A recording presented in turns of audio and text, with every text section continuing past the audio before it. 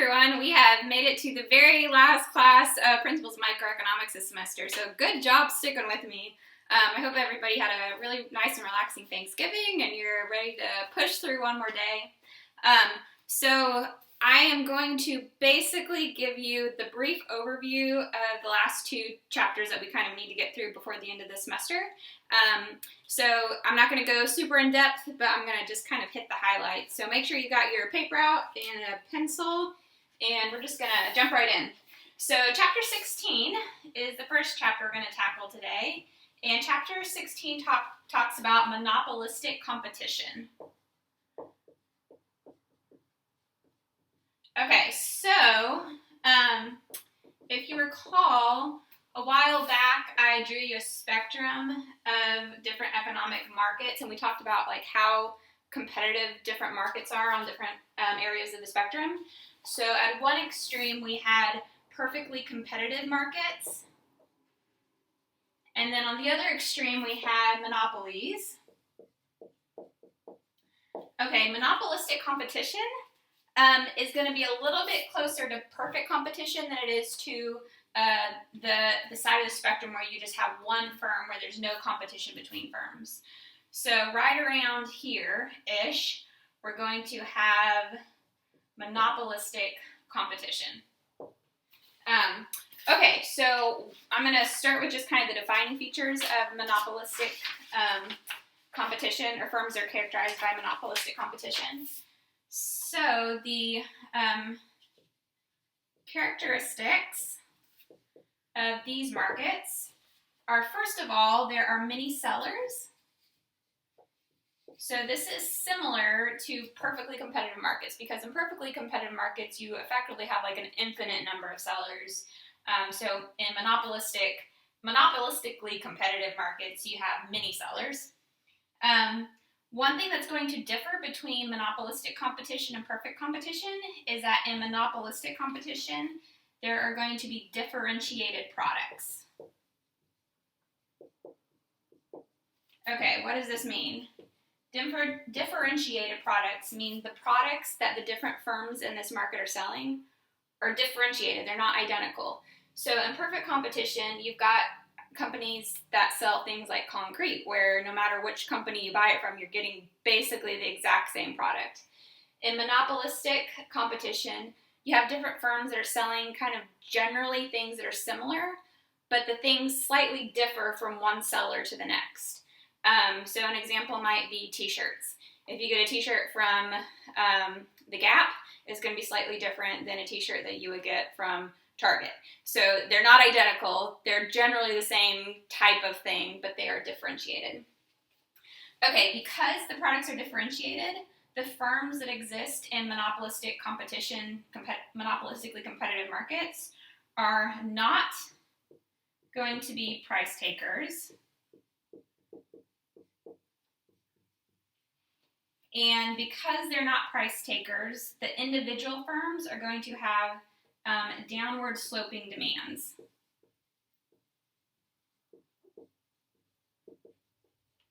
Okay, so recall in perfect competition, the market had a downward sloping demand, but the individual firm, they just took the market price, you just drew a horizontal line, and for the individual firm, they just took that price that doesn't deviate based on the quantity that they, as an individual producer, manufacture. And so for the individual firm in perfectly competitive markets, they're price takers, they have a horizontal demand. Take one step over from the extreme, you're in monopolistic competition. They're not price takers, therefore they have a downward sloping demand. And then the last characteristic here is that for monopolistic competition, there is free entry and exit.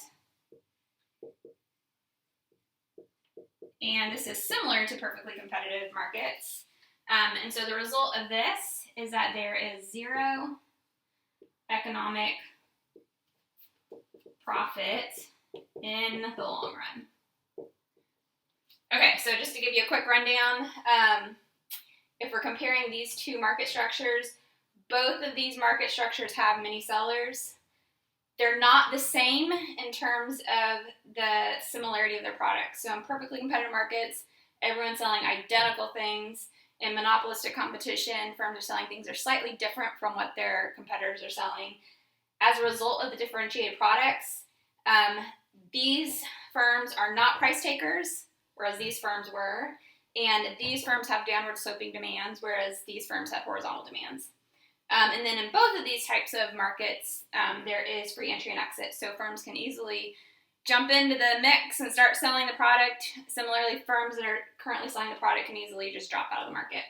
And the result of free entry and exit is that both of these types of market structures will eventually reach zero economic profit in the long run. Okay, so that's the characteristics. Now, let's ask ourselves, in monopolistic competition, what do the firms do? In terms of strategy, specifically. So the first thing they do is they take this kind of property that we found from calculus, which is if you set your marginal revenue equal to marginal cost and find the corresponding quantity, well, if you produce that quantity, you're going to maximize your profit. Monopolistic competitive firms, the calculus doesn't change for them, so they're going to produce the quantity where marginal revenue equals marginal cost. Again, the reason for this is because this is the profit maximizing quantity. Okay, the second thing is, recall monopolistically competitive firms, they're not price takers, so they're going to have to pick the price similar to how a monopoly picks a price. Okay, how does a monopoly pick a price? They find a quantity where marginal revenue equals marginal cost. They anchor themselves at that quantity and go up to the demand curve to figure out what price the market will bear at that quantity. Okay, monopolistic competitive firms are going to do a similar thing as what the monopolies did. So they're going to set their price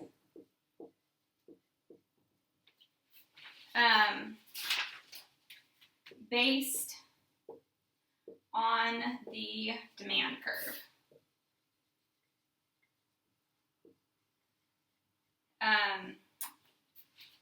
And I'll put the profit maximizing quantity. So I'll draw you a picture in a minute, but for now, know that they set their price based on the demand curve. Okay, the third thing they do, or the third thing that they kind of see, is that if at this kind of position, the price that they charge is greater than the average total cost, well, they're going to make a positive profit. And if the price that they set is less than the average total cost, they're going to make a loss, so they'll have negative profit. Okay, recall that in the long run, profits are zero. So if they have positive or negative profit, this is just a temporary situation. So these are both going to be short-run phenomena. So I'll put over here in the short run. Okay, what happens in the long run? Well, in the long run, let me make sure you can still see down here a little bit lower. Okay, in the long run,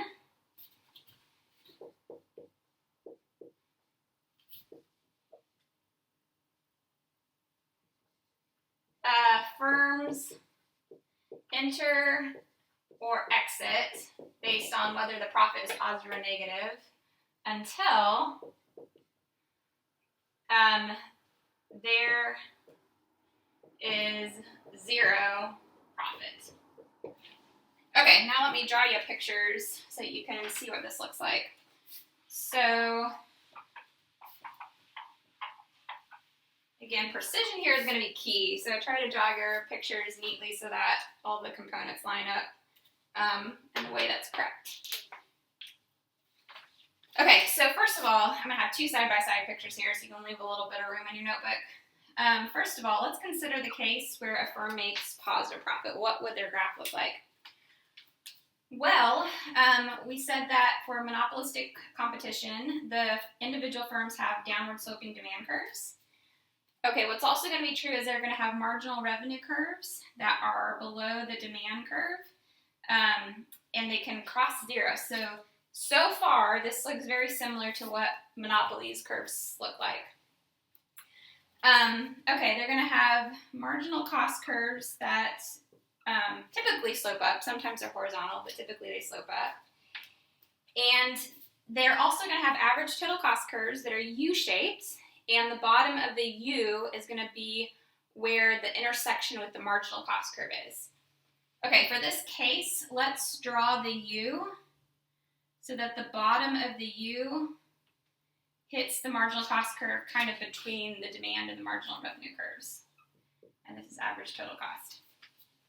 Okay, so what does the individual firm do? Well, thing number one they do is they produce a quantity where marginal revenue equals marginal cost. Okay, here's marginal revenue, here's marginal cost, here's the crosshair. This is going to be the quantity that they produce.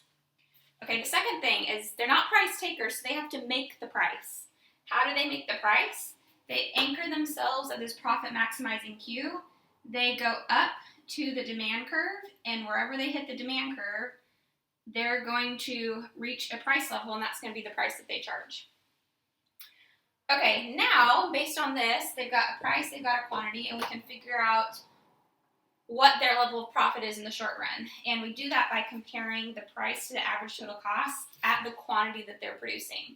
So at this quantity, you go up, you go up, you go up. Here's the average total cost. You go up, here's the price. So here's the price. Here's the average total cost. Well, we know that profit is equal to price minus average total cost times quantity. So what that means is that this rectangle here is going to have an area that's equivalent to the profit that they make, and it's a positive profit because the price is greater than the average total cost. So you could calculate the area of this rectangle. That would be their positive profit. Okay, what would it look like if the firm had a negative profit? Well, for a monopolistically competitive firm, they're going to have a downward sloping demand curve. They're going to have a marginal revenue curve that is below the demand curve, and it can cross zero. They're going to have a marginal cost curve that slopes up. The average total cost curve still has to be U-shaped. The bottom of the U still has to intersect the marginal cost curve, but now we're just going to draw it where the U is like floating pretty high up in the sky. So I've averaged total cost here. Okay, if these are the curves that belong to the firm in the monopolistically competitive market, then they need to figure out how many units they produce. How do they do that? They find on the graph where marginal revenue equals marginal cost. At that crosshair, they find the corresponding quantity. That's the quantity that they produce. Now they need to set the price. How do they do that? They anchor themselves at the profit maximizing quantity. They go up until they hit the demand curve.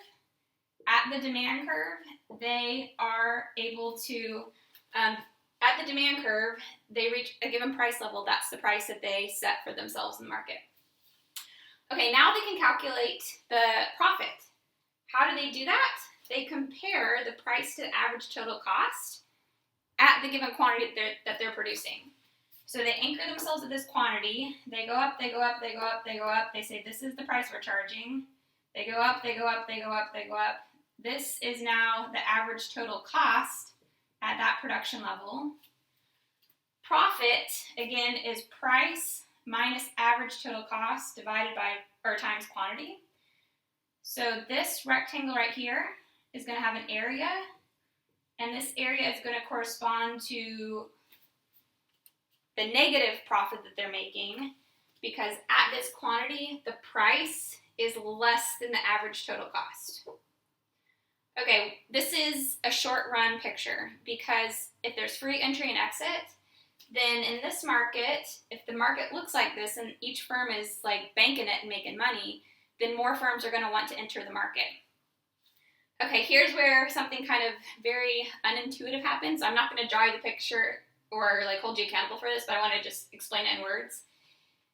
If there's positive profit here, then firms are going to enter the market. Okay, in monopolistically competitive markets, the products are differentiated. So if more firms enter the market and start competing against me as a seller by selling different flavors of the product, then for the individual firm, they're going to lose some customers because they've got a neighbor who's selling something similar to them, and so some of their customers are going to go to their neighbor. So specific to this market structure, if more firms enter the market, then for the individual seller, the demand for their specific product is going to move back if more firms enter the market. And so it'll move back until there's zero profit. If they start out in a situation where each firm is losing money, well, if you're losing money, some of the firms are going to drop out of the market. So if I'm an individual seller in this market and some of my competitors bail, well, now I have fewer people to compete against, so I get some of their customers. And so my demand curve would shift out, and the negative profits that I have would kind of evaporate as my demand increases. Okay, so the last thing I'm going to just mention here related to monopolistic competition is that there is deadweight loss in these markets.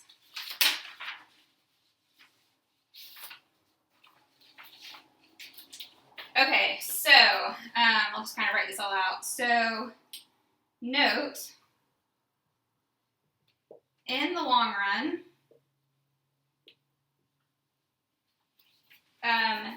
there exists, backwards E is there exists, zero profit.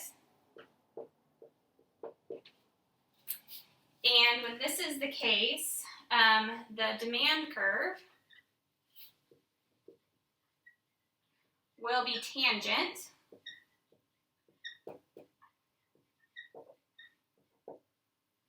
to the average total cost curve at the quantity where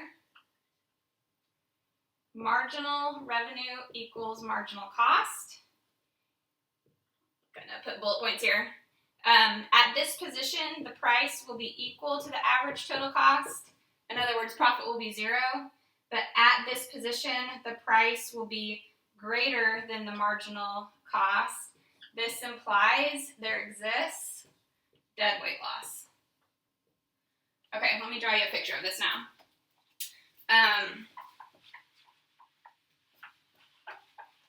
Again, precision is key here.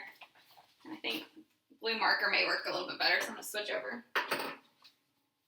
Okay, so what does the situation look like in the long run? Okay, in the long run, after the demand curve has finished shifting around, it will reach some position. There'll be a marginal revenue curve that's underneath it. There will be a marginal cost curve that's upward sloping. Okay, I'm going to reverse engineer the graph because it's kind of hard to get all the pieces to line up. So what it's going to eventually look like in the long run is the firm always produces where marginal revenue equals marginal cost, so they're going to be sitting at this quantity. But in the long run, the demand curve will be tangent to the average total cost at the quantity where marginal revenue equals marginal cost. Okay, what does this mean?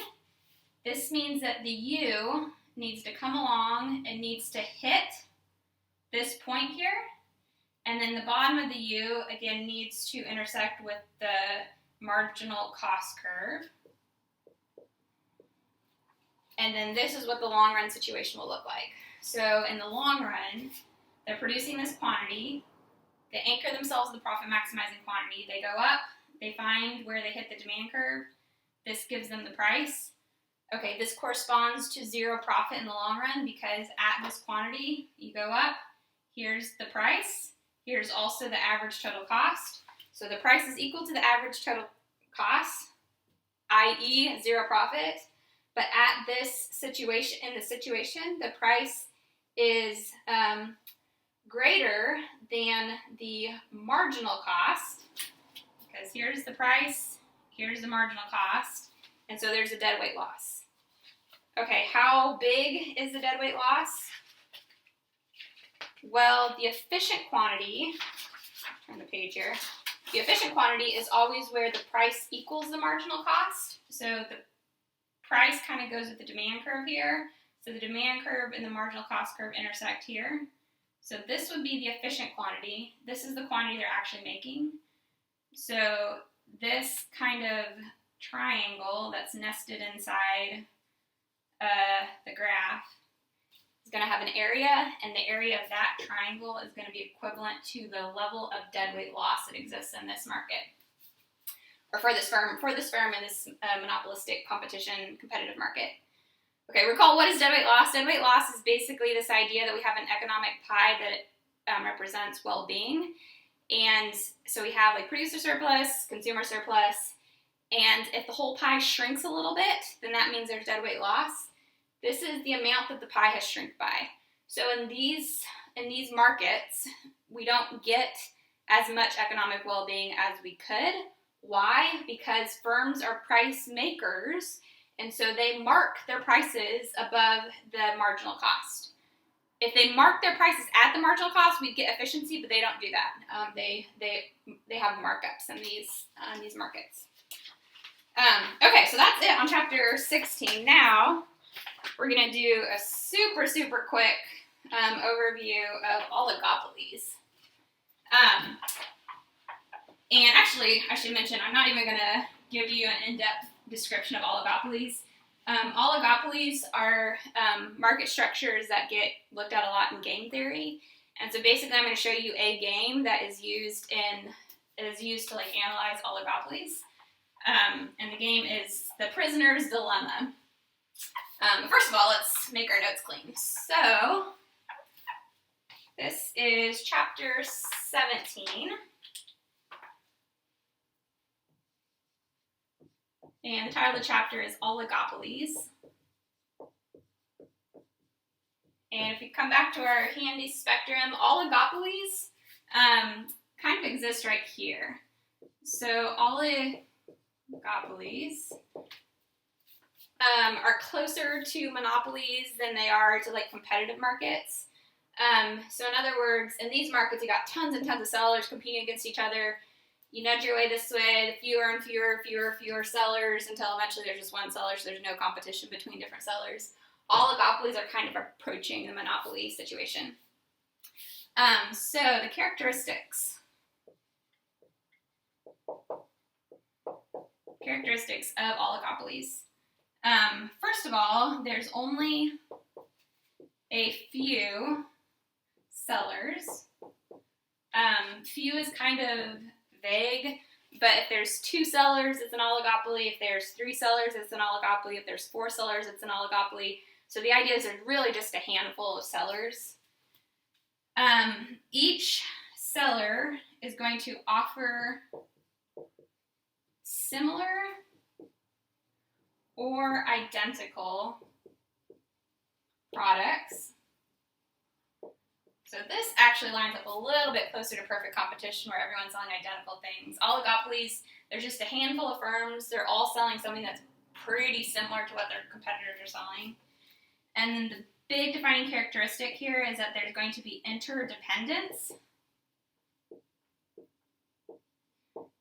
between the sellers. So you can think about markets like computer markets. So you have like Apple, you've got Dell, you've got a handful of other manufacturers of computers, but there's not a ton of those sellers. So there's only a few sellers. They offer products that are pretty similar. So kind of a laptop's a laptop. They're differentiated, but they're pretty similar. But there's interdependence between the 2 sellers. So if one seller kind of makes a move and lowers their price, then that's going to affect the other seller. So because of this interdependence, that the firms have to behave strategically. Okay, so that brings us to game theory, which is an entire branch within economics. And I am no specialist in game theory, but I'm going to quickly explain to you kind of what the idea of it is. Okay, so game theory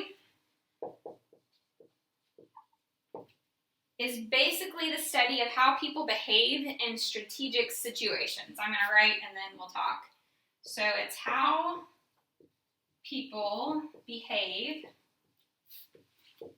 in strategic situations. So what we're thinking about here is that you've got people or firms specifically. They have to think about kind of what their strategy is going to be. So they're going to have to choose between alternative courses of action. So, all right, so they choose among or between alternative courses of action. And then specifically, because there's interdependence, they have to think about how their competitor will respond to their specific action. So they must consider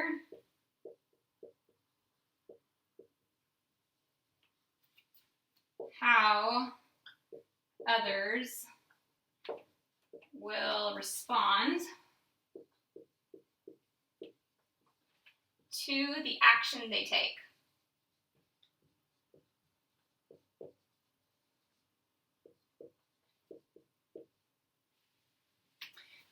Okay, I'm just going to jump to the chase and kind of tell you how these things typically play out.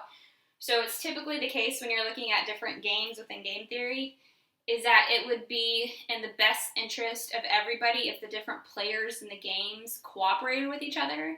If they did so, they'd reach some kind of outcome where everyone's kind of like better off than what they are in reality. But there's going to be powerful incentives for firms not to cooperate in the games. And then as soon as they fail to cooperate, then you kind of reach some outcome that's less than as good as it could be.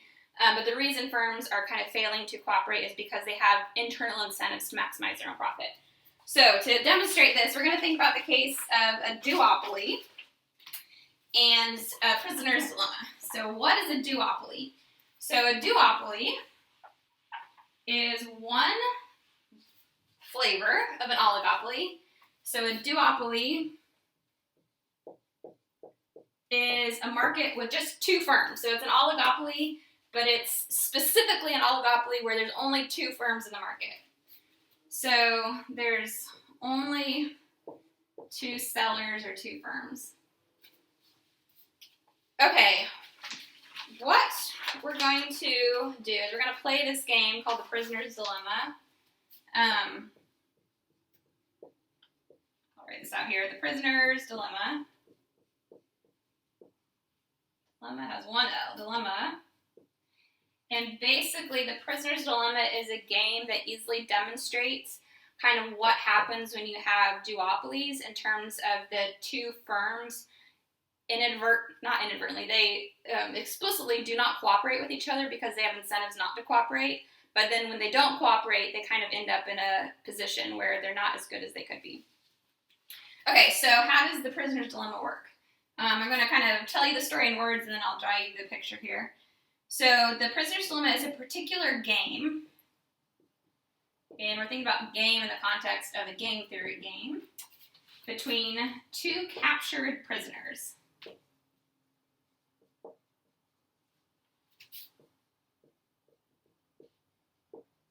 So the idea is you have two people who go out, they commit a crime together, they both get captured and brought into jail, and the jailer takes them and puts them in two different cells. He doesn't let them talk to each other, and then individually they interrogate each of the prisoners.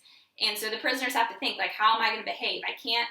I don't know what my accomplice is saying to the investigator, so am I going to choose to confess, or am I going to choose not to confess? And so they strategically have to think through their behavior. And the reason this is useful is because it illustrates why cooperation is difficult to maintain.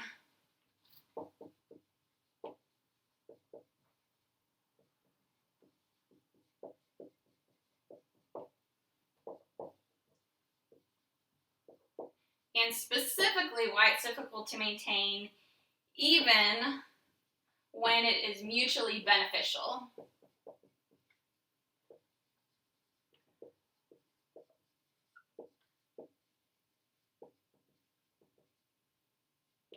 My marker knows at the end of the semester is coming. It has just entirely given up. So in case you can't read this, the prisoner's dilemma illustrates why cooperation is difficult to maintain even when it is mutually beneficial.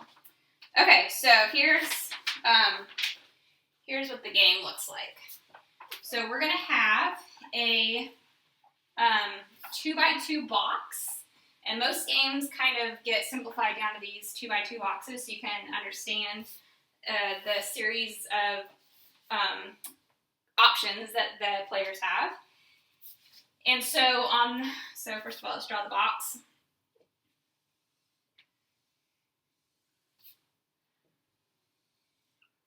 And let me see if I can find any marker that works a little bit better.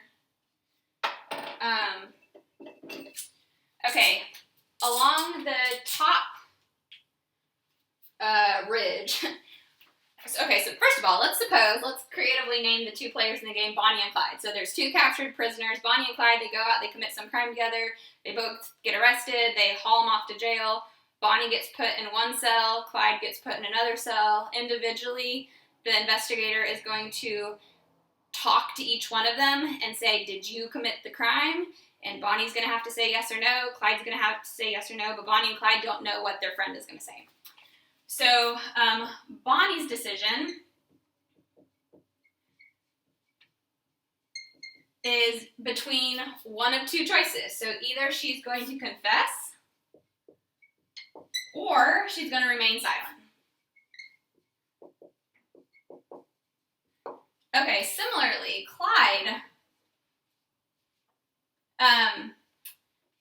Clyde's decision is binary too. So Clyde's decision is,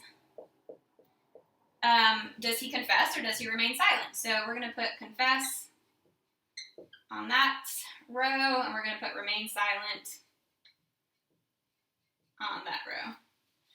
Okay, let's think about what would happen now. So suppose both of them just own up to the crime, they both confess. What would be the outcome in terms of how many years they're spending in jail? So if Clyde confesses and if Bonnie confesses, then let's say that Clyde will get 8 years in prison and Bonnie likewise will get 8 years in prison. Okay, think about what would happen if one of them confesses but the other one remains silent. If Clyde's super honest and he says, you know what, investigator, we did it. Like, I admit, like, we were wrong. We went out and we did this crime. But then Bonnie doesn't say anything. She, like, sticks to the story and says, like, we did not commit the crime. And they did. Then the investigator's going to say, you know what, I'm going to reward Clyde because he was honest. Bonnie lied to me. Like, I'm going to, like, throw the book at her. So if Clyde confesses and Bonnie remains silent, then the outcome will be that Clyde will be set free, so he'll have 0 years in prison. Bonnie, like, she was stubborn and lied to the investigator, and the investigator knows that she lied because Clyde owned up to it. So Bonnie's going to have the book thrown at her, and she's going to get 20 years in prison.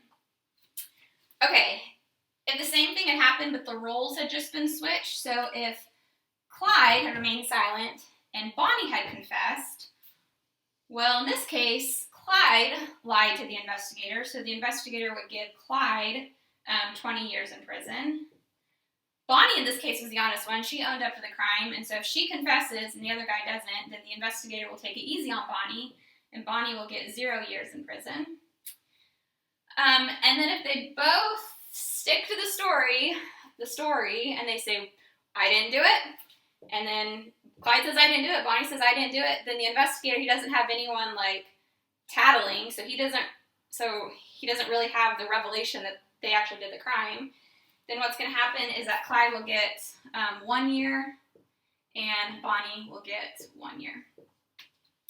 Okay, so now let's think about how each player in the game will strategically make their decision. Okay, the way this works is each person is going to have to make a decision, and they're going to do so by conditioning on a particular choice by the other person, and then asking themselves, if the other player does this, I'm going to condition on that, what would be in my best interest to do? Then they're going to just assume that the other player makes the other decision. They're going to condition on that and then say, what would be in my best interest to do? Okay, so let's put ourselves in the shoes of Bonnie first. So the way this is going to work is Bonnie's first going to say, you know what? There's an investigator sitting there. He's asking me if I committed this crime. Okay, let's suppose then the next cell over, Clyde confessed. If Clyde confessed, well, if I also confess, then I'll only get 8 years in prison. But assuming Clyde confessed, if I sit here and keep a tight lip, I'm going to get 20 years in prison. So if my buddy in the next cell confessed, then you know what? I just need to confess because it's going to be in my best interest to confess. And then she says, but wait a minute. Maybe Clyde didn't say anything. If Clyde didn't say anything, then what should I do? So if Clyde remained silent, then she says, okay, let's think this through. I'm just going to assume for a minute Clyde remained silent. If I confess, if I say, you know what, we did it, and Clyde kept a tight lip, then I could go free. However, if Clyde remained silent and I remained silent, then I would get 1 year in prison. So assuming Clyde remained silent, I should confess. So the beauty of this is if she convinces herself that Clyde confesses and she's deciding between confess or remain silent, it's in her best interest to confess.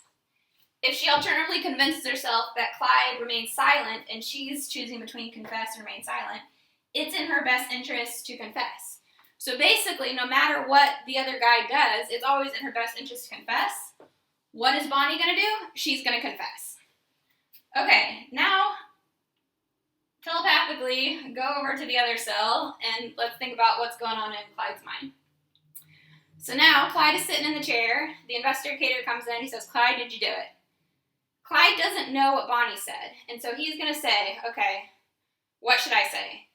If Bonnie confessed, then if I also confess, I'll get 8 years in prison.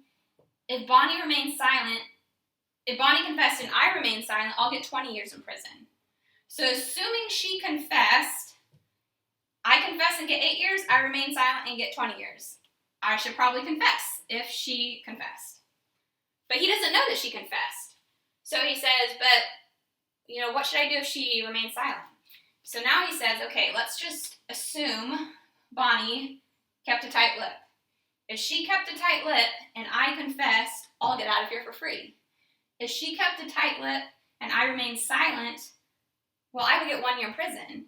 So if she remains silent and I'm choosing between confess or remain silent, it's going to be in my best interest to confess. So no matter what Bonnie does, it's always in Clyde's best interest to confess. And so he's going to confess. And so now we have an outcome from the game. The outcome is that Bonnie is going to confess, Clyde is going to confess, and this is going to be what happens in the game. Okay, so at the end of the day, each guy, gal is going to be locked up for 8 years. Okay, look at what we said the prisoner's dilemma is useful for. The prisoner's dilemma illustrates why cooperation is difficult to maintain even when it is mutually beneficial. Okay, what would cooperation have looked like in this context? Cooperation would have looked like you don't say anything, I won't say anything, and we're going to cooperate, and we're going to tell the investigator, we know nothing. If they had cooperated, and they had both lied, and they had both remained silent, then they only would have each gotten 1 year, but as it is, they're both getting 8 years. So this is what cooperation would have looked like, but based on their own personal incentives, they don't have a huge incentive to cooperate, and so they end up here, and we call this the Nash equilibrium, where they don't cooperate, whereas if they had cooperated, they could have actually gotten a better outcome. Okay, so where they end up is a Nash equilibrium, so let me give you the definition of a Nash equilibrium, or kind of a loose definition of a Nash equilibrium. equilibrium. Okay, so Nash equilibrium is the outcome you get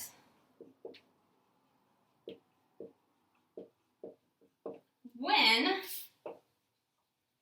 each person or each player, each firm, whatever you're kind of looking at, chooses their strategy conditional on the strategy the other person has chosen.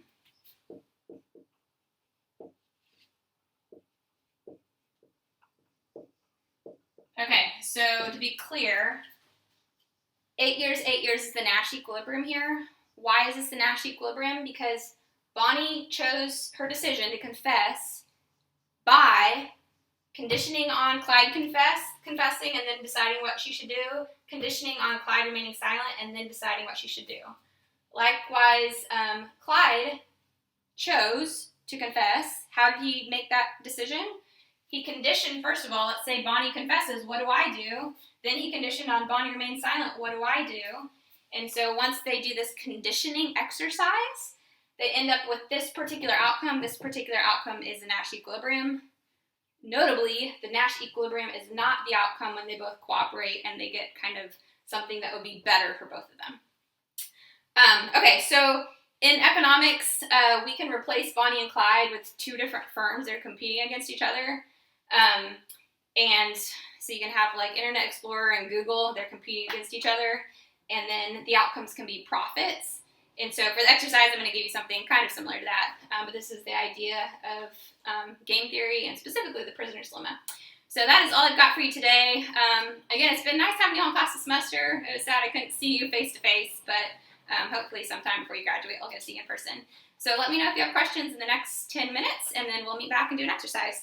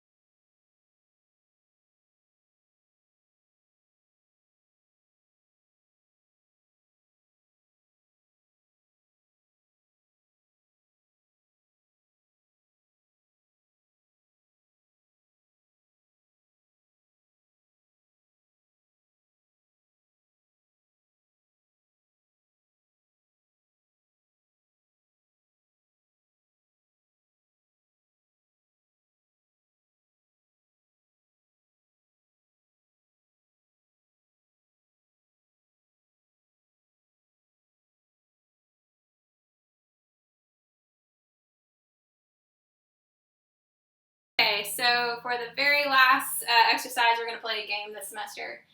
Suppose we've got a duopoly, and it's a market where we're looking at water haulers. So the two firms are Jack's Water Haulers and Jill's Water Haulers, and the decision that they have to make is how much water to produce. Their production is going to determine their profit, and their profit is also going to be dependent on how much their competitor produces. So when you have a market structure with very few firms, whatever your competitor does, that influences how you kind of end up faring, and so there's going to be interdependence. Okay, so what we've got going on is each water hauler has to decide whether they're going to produce 40 or 30. So these are like the quantities that they're choosing between. If Jill's water haulers produces 40, she'll get a profit of 16 if Jack produces 40. If Jack produces 30, Jill will get a profit of 20. Let's read it this way. Suppose Jack's water hauler produces 40 water gallons. Jill produces 40. Jack would get a profit of 16. If Jack produces 40, Jill produces 30, then Jack would get a profit of 20. Okay, so what you're going to do here is you're going to, first of all, calculate each firm's dominant strategy. I didn't explicitly talk about dominant strategies, but a dominant strategy is a strategy where it just always makes sense for you to do that. So, for example, if we're going to think about Jack's dominant strategy, then Jack has to condition on what the opponent does and then ask himself, what should I do? He'll condition himself on the opponent doing the other thing, ask himself what he should do. So in this situation, we like high profit, right? So we want the profit numbers to be as big as possible. So to figure out Jack's dominant strategy, what would Jack do? Jack would say, if Jill produces 40, should I produce 40 and get a profit of 16? Or should I produce 30 and get a profit of 16?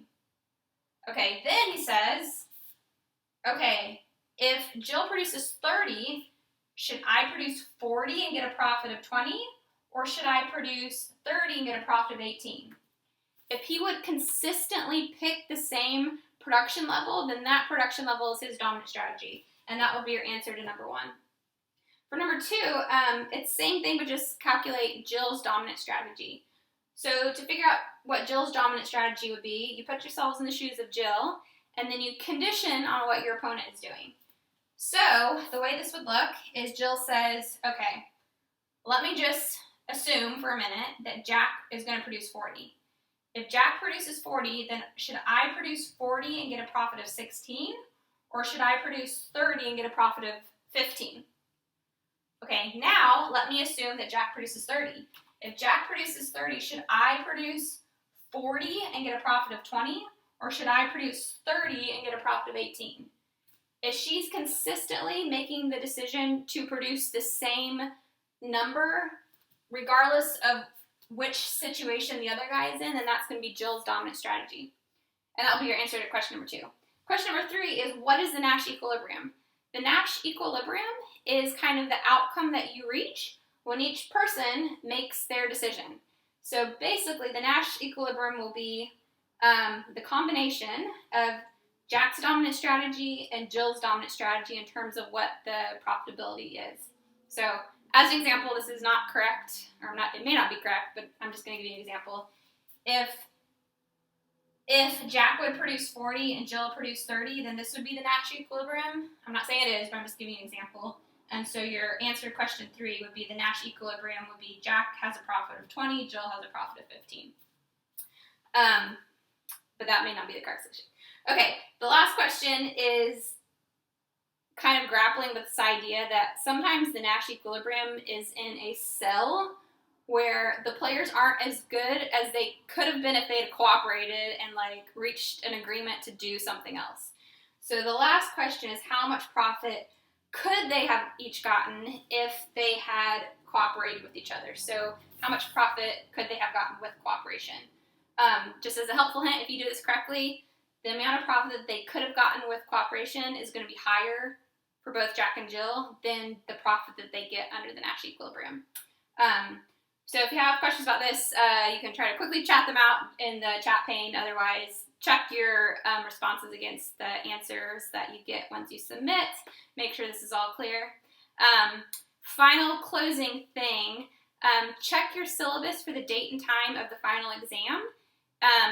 Final exams are not scheduled during class time, so there's a specific time slot allotted to your class and your section. I'm also going to be sending out an email that kind of explains the details of the final exam in terms of the number of questions on it, and just kind of helpful hints. I haven't written it yet, so once I write the exam, I'll send out that email. Otherwise, good luck studying, and have a good Christmas and New Year's and holiday break.